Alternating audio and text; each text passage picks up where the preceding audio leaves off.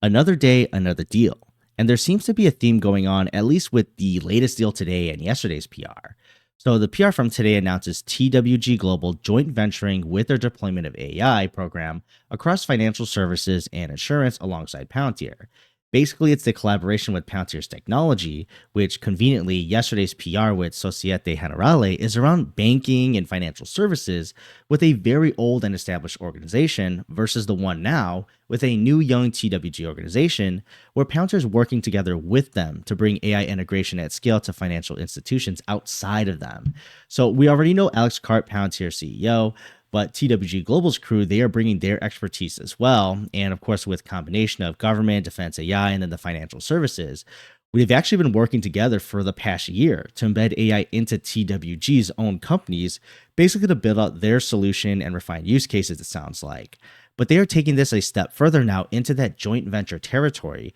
with the battle tested operational AI brought by Palantir to bring this to the wider financial services and insurance industry.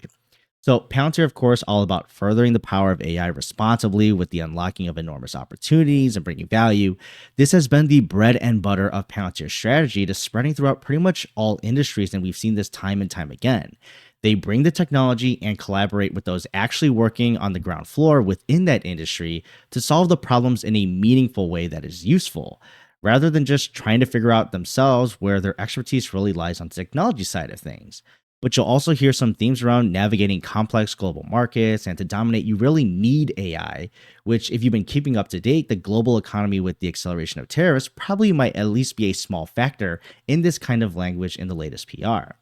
But further down, they continue to hit on the point that AI implementation is more than just an IT thing on the side, but rather it's something a whole business with their leadership must take ownership, because this strategy is all encompassing from their strategy, of course, the human capital to even operational impacts of AI, and basically saying it will define who can get ahead or fall behind or even keep up.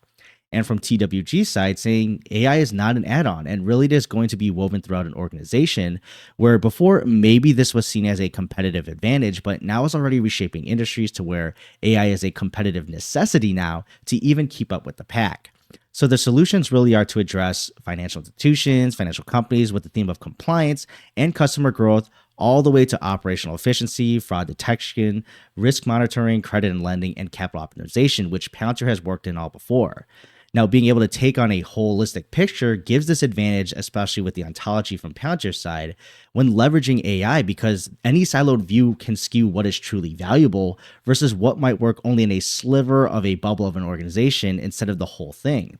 And the rest of the PR2 touts their expertise and leadership in the industry with similar themes of AI, reshaping the world and business to where it needs to be seen as an overall strategy. So this is always great news to hear, because Palantir continues to double down even with the industries they are pervasive in. Collaboration with those on the ground floor while supplying the technology and tweaking it in a meaningful way, until it's of course scalable, is really the name of the game for them over the long term. They literally worked for a year together as noted, and now are confident enough to announce that they are essentially going to scale this outside of TWG now, meaning they built this generalized yet useful amount of use cases for Palantir that probably are similar issues that they see in their expertise at other organizations in this industry. Everyone's got their own angle and twist, of course, on the same problems, but Palantir seems to have figured out how they can take solution A and apply it to the company's B, C, D in a relatively short amount of time. So we'll see how this turns out, of course, over the long term, but let me know your thoughts below, and I'll see you in the next video.